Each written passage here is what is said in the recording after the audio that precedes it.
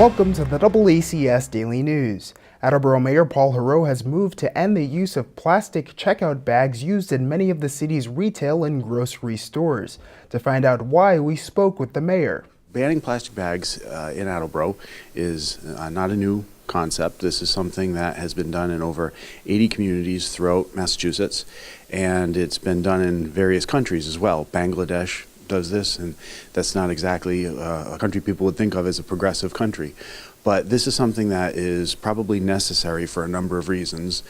For the first reason, one that's directly local to us, is that our efforts to reduce the single-use plastic bags that you get at a grocery store, to reduce those from getting into our recycling stream, have failed.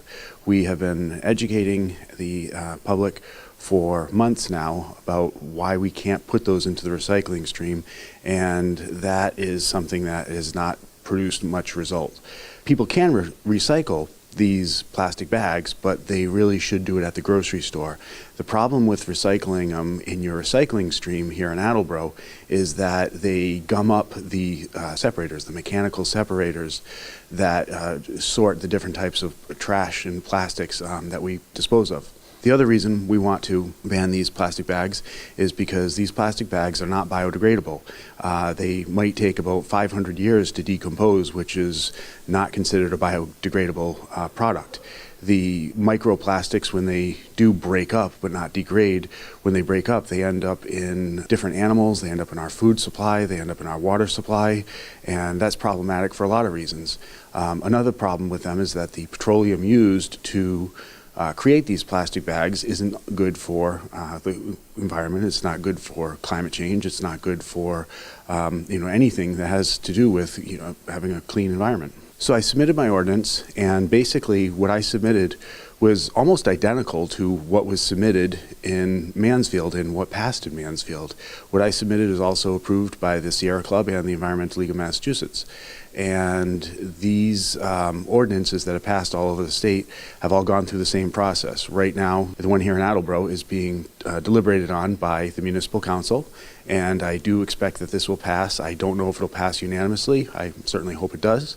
But once they are done deliberating and they vote on it, then they would send it to me for signing, and then it would probably become law in Attleboro within the different time periods that are outlined within the ordinance, because some portions of it apply at one point and other portions apply at a different point, and that has to do with the size of a business. There's some residents who are concerned about government intrusion on banning things, and other people complain about the convenience issue. My response to that, the first one is the banning.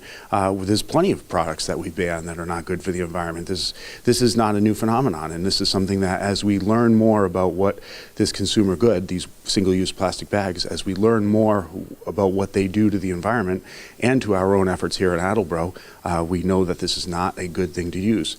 Additionally, the concern about the convenience issue and people not being able to get their groceries home with ease.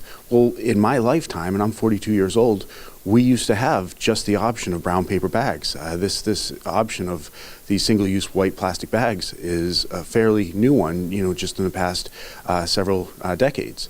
So, it would be returning to what we used to do, which is the brown paper bags, or using the reusable bags that people bring to the grocery store like I do most every time.